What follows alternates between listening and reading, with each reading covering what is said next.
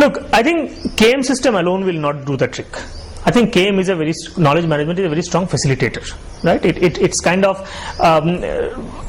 it's like saying that if you automate everything in an organization, will they become very successful? Automation is necessary for us to compete in this world. Just as knowledge management system is necessary, it will become an engine to drive your innovation, to drive your creativity. But there will be a lot of other things which we have to do right. I mean, we have to, especially if you're talking of Indian companies who are competing in global markets, I think there are other issues in terms of building our brand, in terms of reducing the distance between us and the developed markets so that, we understand the customer need. Also in terms of resources, how much we can invest so that we can compete with powerful companies in the developed markets. But at the end of the day, I think you will need a very strong engine of which can manage your knowledge, manage your creativity, because innovation, creativity, none of these are individual activities today. All of these are organizational activities, and hence there is a very strong need to make people to collaborate, to make ideas circulate and be debated and discussed, and I think a KM system is a very strong facilitator in that whole process.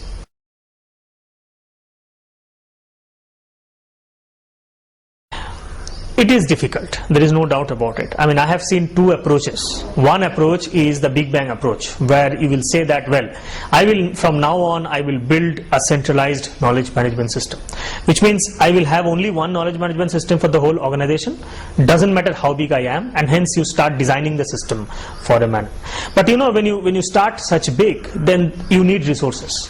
And you need people on a continuous basis to keep on chipping at it. And this is something problematic because, our software service companies they operate under a lot of time pressure. There is pressure on the margins, and people would come and ask you that, there's this huge thing that you are doing. What is its benefit? When will I start have benefit from that? Right? That's one approach. The other approach is to start very small. You take a department, you create an ideal knowledge management system for them, and then you tell the organizations, look, so and so department has a wonderful knowledge management system, it is helping them in various ways in the business, why don't you guys come and replicate it? I think that's an easier thing to do, but it has its problem that then your KM system becomes very fragmented. And that kind of defeats the whole purpose, because in the first place you are talking about creating a system where every employee theoretically can know what is happening in every other part of the organization. So I think between these two, ideally you should have a Big Bang approach, but then you need investment maximum in terms of people and little bit in terms of resources on a very sustained basis. So if you are unable to do that, then you will be stuck in the middle, and you are not going to get benefits of both of them. So it's a big challenge, and it's much more challenging than having a robust information systems, because here you have a very strong people element there.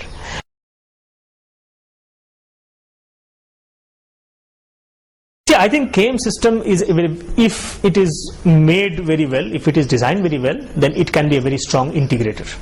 One of the biggest problems of large organization is that they break into silos. So if you have a functional structure, then there is a problem that the finance people don't understand what the project people are talking about, the project people don't understand what the marketing people are talking about. Even if you create a product based structure, then you have the problem that across the products you don't get the synergy. Right, so you might have an initiative driving in your banking and financial service sector, but it is extremely difficult to replicate that in your retail sector. And when we look at organization design, we are constantly asking about, suppose I do this design, but how do I integrate them? How do I ensure that people are also working across, breaking apart these silos? And I think KM system is a very powerful tool to do that.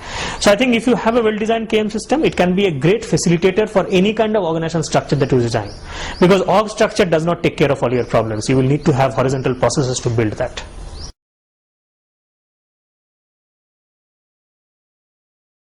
I think one of the important areas is to look at incentives for individuals. Right? And I think most organizations are also grappling with this issue. That how do I incentivize an individual employee to share his or her knowledge? And the problem is that financial incentive are not good enough here. They don't work. I mean, that can excite people for a while, but beyond that, how much money really can you pay to somebody to write a piece of document? And then you have this process of editing the document, etc., etc. So organizations are realizing that this is an area where you have to strongly work on what we call social incentives. right? And if you look at Maslow's hierarchy of needs, you will find that, you know, at the basic level, the hygiene factors are all related to financial incentive. I mean, you can give me money to buy a house, take care of my security and physical needs. But after that, human beings are they crave for social recognition. They also need for esteem needs. I think knowledge management systems need to tap that. Knowledge management incentives. So saying that people inherently like to tell others what they know about. Right? Because they like to be acknowledged as an expert. They like to be acknowledged as a guru. Right?